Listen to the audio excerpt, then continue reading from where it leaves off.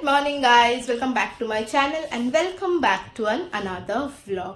আজকে এখন থেকে ব্লগটা স্টার্ট করছি। এখন ঘড়ির কাঁটায় বাজছে মোটামুটি 11টা। এখন থেকে ব্লগটা স্টার্ট করছি। আশা করছি তোমাদের ব্লগটা দেখতে বেশ ভালো লাগবে। চলো তাহলে আজকের ব্লগটা স্টার্ট করি। স্নান করা কমপ্লিট, বুটুকে ওখানে লিখতে দিয়েছি, বুটু লিখছে।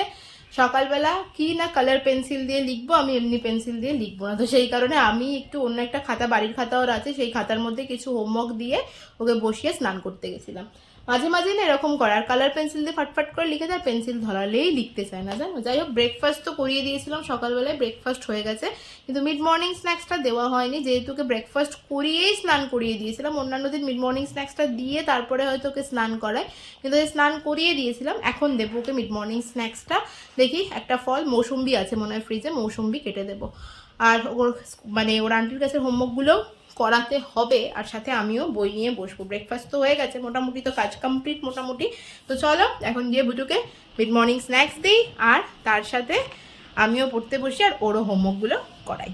বুটুর হোমওয়ার্ক করছে বুটু, ব্রেকফাস্ট করা হয়ে গেছে, স্নানও করিয়ে দিয়েছি, সব কিছু কমপ্লিট। বুটু এখন হোমওয়ার্ক করছে। তুমি কি লিখছো? স্মল এবিসিডি লিখছে, কিন্তু কি না আমি ক্রেয়ন কালার দিয়ে লিখবো, দেখেছো? দেখো, ক্রেয়ন কালার দিয়ে এবিসিডি লিখছে। কে হলো না, কে ঠিক করে লেখো। কি বলছে আন্টি? আন্টি জোরে কেটা ঠিক করে লেখো পাশে। হ্যাঁ, এবার নিচেরটা। হ্যাঁ, গুড। তারপর লেখো, লেখো লিখে ও লিখো। ততক্ষণ আমি গিয়ে স্নানটা সেরে আসি। বুটুকে একদম ব্রেকফাস্ট করিয়ে স্নান করিয়ে দিয়েছি সকালে। মিড মর্নিং স্ন্যাক্স হয়ে আছে কাটা, নাও খেয়ে নাও, তারপরে লিখবে। সব কটা ফিনিশ করবে তাড়াতাড়ি, ঠিক আছে? এই দেখো বাংলা লিখছে এখন। ছ জ, হ্যাঁ লেবু লেবু লেবু না লেখা, আগে লেবু খেয়ে নাও তারপরে লিখবে, ঠিক আছে? ওই কালার পেন্সিল দিয়ে লিখতে দাও, ঝপঝপ করে সব লিখে ফেলবে। দেখো এখানে কাউন্টিং গুলো দিয়ে আমি গেছিলাম, কাউন্টিংও করে নিয়েছে, আর তার সাথে এখানে 1 থেকে 20ও লিখে নিয়েছে। খালি বলবে কালার পেন্সিলে লিখতে দাও, কিন্তু আন্টি যা লিখতে দিয়েছে তা কি আর কালার পেন্সিলে লেখানো যায় বলো? আমি বাড়িতে লিখতে দিয়েছি, সেটা নয় কালার পেন্সিলে লিখলো। যাই হোক, লিখতে। চলো তুমি খেয়ে নাও তোমার মিড মর্নিং স্ন্যাক্স। হ্যাঁ, তাড়াতাড়ি ফিনিশ করো লেবুগুলো, তারপরে আবার লিখবে, কেমন? এখন রান্না করতে হবে। বুটুর দুদিন ধরে শরীরটা ভালো না, একটু মাংস খাবে বলছিল, তো সেই কারণে একটুখানি মাংস নিয়ে এসেছে বাবা, তো সেটা রান্না করবে একটুখানি। ওর অ্যাকচুয়ালি কী বলো তো, ওই যে জ্বর, গাটা গরম দুদিন ধরে, আজকে সকাল থেকে তাও একটুখানি ঠিকঠাক আছে, একটু বেটার আর কি, সেই কারণেই পড়তে বসিয়েছি, নইলে গত দুদিন পড়তেও বসিনি। যাই হোক, চলো আমি রান্না শুরু করি, কারণ বুটুকে আবার দুপুরে খাওয়াতে হবে, তাই রান্নাটা তো তাড়াতাড়ি ফিনিশ করতে হবে। চলো রান্নাটা করে নি গিয়ে। ফুটু এখনও লিখছে, ওকে ওই আমি রান্না করতে করতে ওকে এখানে লেখা দেখিয়ে দেবো, লেখাগুলো কমপ্লিট করে নেবে আর কি। যদি ঠিক থাকে দেখি, তাহলে বিকেলে পড়তে পাঠাবো, যদি ঠিক না থাকে তাহলে আর পড়তে পাঠাবো না। চলো রান্নাটা করে নিই। রান্না করবো মাটন কারি। যখনই মাটন আসে, মাটন বা চিকেন যাই বলো না কেন, প্রত্যেক দিন তো একই রকম রান্না হয়, তো আজকে ভাবলাম একটু ডিফারেন্টভাবে কিছু ট্রাই করি। এই রান্নাটা না অতনুর রান্নাঘর, ভীষণ পপুলার ইউটিউব চ্যানেল, তোমরা নিশ্চয়ই জানো, সেখান থেকে শিখেছি, মানে সেখান থেকে দেখেছি, তো আজকে ভাবলাম চলো ট্রাই করি। আজকের এই রেসিপিটার নাম হচ্ছে গিয়ে লাহোরি চিকেন। তো প্রথমেই কি করতে হবে, প্রথমেই টমেটোটাকে না একটু কেটে নেবে ওরকমভাবে আমি যেভাবে কাটলাম, তারপরে একটু গরম জল নিয়ে গরম জলের মধ্যে বেশ কিছুক্ষণ ভিজিয়ে রেখে দেবে, কিন্তু দেখবে অনেক বেশিক্ষণ যেন ভেজানো না হয়, যাতে টমেটোটা একবারে সিদ্ধ না হয়ে যায়।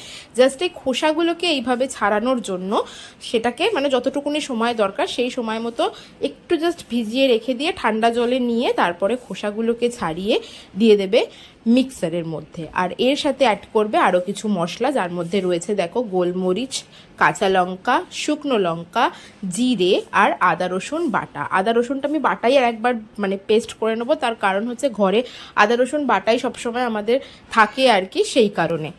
এবার এই সব মশলাগুলো দিয়ে পেস্টটা বানিয়ে নিয়েছি। কড়াই গরম করতে দিয়ে দিলাম সর্ষের তেল। আমাদের বাড়িতে রাইস ব্র্যান অয়েলেই রান্না হয়, কিন্তু আজকে রান্নাটা সর্ষের তেলেই করব। তো তারপরে পেঁয়াজ কোচানো ছিল, সমস্ত কিছু রেডি করে নিয়ে তারপরে রান্না করতে নামি আর কি। পেঁয়াজ কোচানো রেডি করাই ছিল, পেঁয়াজটা দিয়ে দিলাম। প্রথমে পেঁয়াজটাকে বেশ কিছুক্ষণ ভালো করে ভেজে নেবে, মানে মোটামুটি যখন লালচে লালচে হয়ে আসবে পেঁয়াজটা ভাজা কমপ্লিট হওয়ার পর, ভাজা কমপ্লিট হওয়ার পর লালচে লালচে হয়ে আসলে তারপরে ওর মধ্যে অ্যাড করে দেবে মাংসটা। এবার মাংসটা দিয়ে আমি সেদ্ধ করে রেখেছিলাম, যদিও ওখানে দেখিয়েছিল সেদ্ধ করে নয়, পুরো রান্নাটাই কড়াইতেই হয়েছিল, কিন্তু বাড়িতে রান্না করার সময় না কড়াইয়ে মাটন রান্না করতে গেলে অনেকটা সময় লেগে যায়। তো যেহেতু অনেকটা সময় লেগে যায় তো সেই কারণে আমি মাটনটা সামান্য একটু নুন দিয়ে প্রেশার কুকারে সেদ্ধ করে নিয়েছিলাম আগের থেকেই, মানে এইটুকু আমি অ্যাড করে নিয়েছি। তারপরে মাংসটাকে দিয়ে পেঁয়াজের সাথে ভালো করে নাড়িয়ে জাস্ট একটুখানি প্রথমে নুন দেবে, নুন দিয়ে বেশ কিছুক্ষণ আগে মাংসটাকে ভালো করে ভেজে নেবে আর কি। মোটামুটি একটুখানি ভাজা হয়ে আসলে ওর মধ্যে অ্যাড করবে গরম মশলা এবং তার সাথে অ্যাড করবে জাইফল। জাইফলটা না মাংস সেদ্ধ করার ক্ষেত্রে ভীষণ কাজে লাগে আর কি, সেই কারণে। আর গরম মশলাটা প্রথমেই তেলে ফোড়ন দেওয়া হয়নি, তেলে ফোড়ন দিলে গরম মশলার টেস্ট একরকম হয়, আর কিছুক্ষণ মাংসটা ভেজে নেওয়ার পর তারপরে ওর মধ্যে গোটা গরম মশলা দিলে সেটার টেস্ট একটু আলাদা রকম হয়। গরম মশলার মধ্যে শুধুমাত্র দেওয়া ছিল তোমার এলাচ, লবঙ্গ আর দারচিনি। দেওয়ার পর একটুক্ষণ ভেজে নিয়ে তারপরে যে পেস্টটা বানিয়েছিলাম মশলার, সেই পেস্টটাকে অ্যাড করে নিতে হবে। অ্যাড করে নেওয়ার পর বেশ ভালো করে বেশ কিছুক্ষণ এটাকে কষাতে থাকবে। আমি ওই মশলা ধোয়ার জলটা, মানে যার মধ্যে যে বাটির মধ্যে মশলাটা রেখেছিলাম সেটা একটুখানি জলটাও ওর মধ্যে দিয়ে দিলাম, তাহলে মশলাটা পুরোপুরি চলে গেলে, এটা আশা করি সবাই বাড়িতে করে থাকে আর কি। তারপর একে একে এর মধ্যে অ্যাড করব মশলাগুলো। অনেক মশলা তো দিয়েই দিয়েছি, এখানে শুধুমাত্র অ্যাড হবে হলুদ, সামান্য একটু লঙ্কা গুঁড়ো আর তার সাথে একটুখানি ধনে গুঁড়ো। বাকি সব কিছু তো গোটা মশলা অ্যাড করেছি, যেমন গোলমরিচ, জিরে, এগুলো তো গোটাই দিয়েছি। শুকনো লঙ্কা যেহেতু গোটা দিয়েছি তো সেহেতু তার সাথে গুঁড়ো মশলা জাস্ট এই তিনটে জিনিসই যাবে। সামান্য একটু লঙ্কা গুঁড়ো দিতেও পারো অথবা নাও দিতে পারো। এই রান্নাটা একটুখানি ঝালঝালি হয়, সেই কারণে কাঁচা লঙ্কা, শুকনো লঙ্কা, তার সাথে লঙ্কা গুঁড়ো সব কিছুই অ্যাড করেছি। একটু ঝালঝাল হলে খেতে বেশ ভালো লাগবে তাই।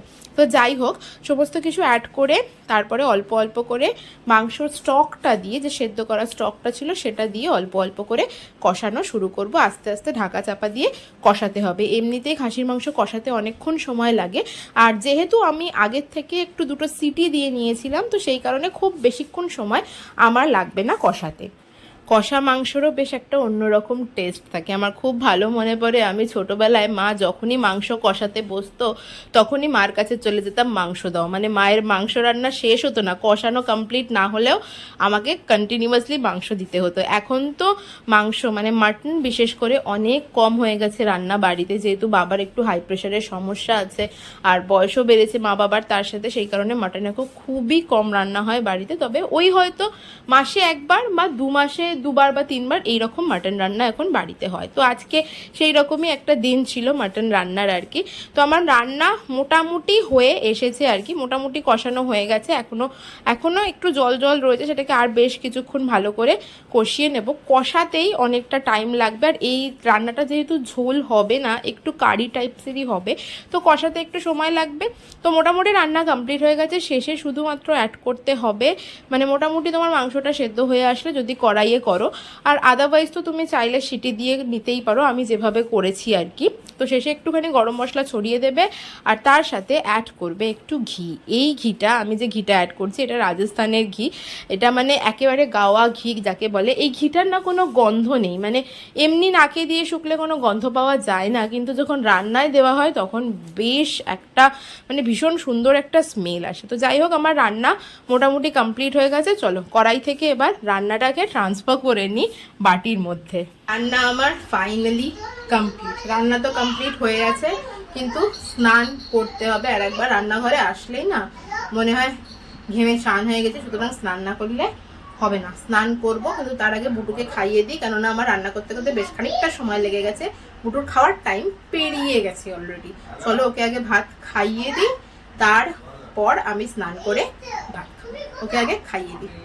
ভাত নিয়ে নিয়েছি আর এখানে মাংসও রয়েছে। আর বুটুর কি বলো তো, বুটুর না মাংস হলে আর কিছু লাগে না, শুকনো শুকনো ভাত ওকে দেবো, ঝাল মাংস কিন্তু আমি ওকে ঠিক শুকনো শুকনো দিলে ওর ঝাল অতটা লাগবে না আর কি।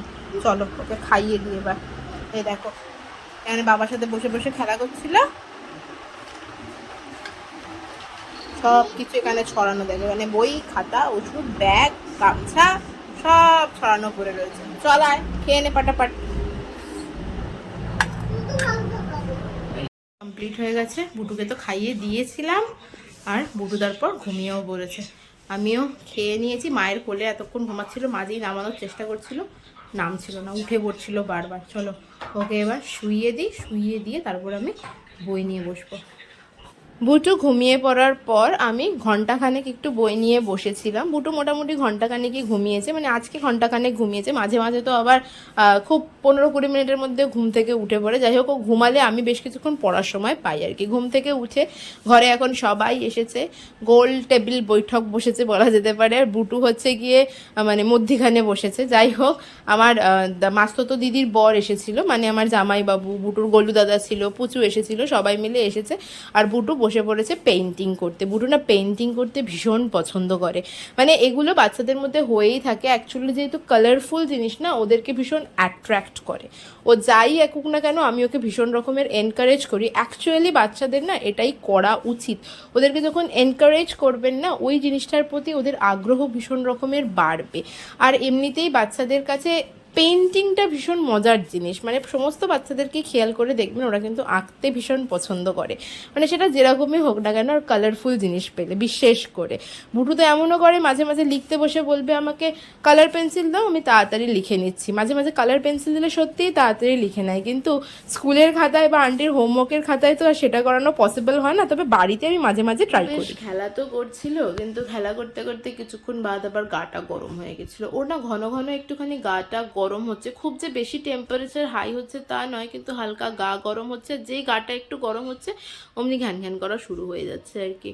মানে বুটোর মনে হয় না একটা জিনিস, মাসে একবার না হলেও 2 মাস অন্তর একবার তোর মানে শরীর খারাপ, ওই ঠান্ডা সর্দি জ্বর হবেই আর কি, না হলে হয়ই না এক প্রকার।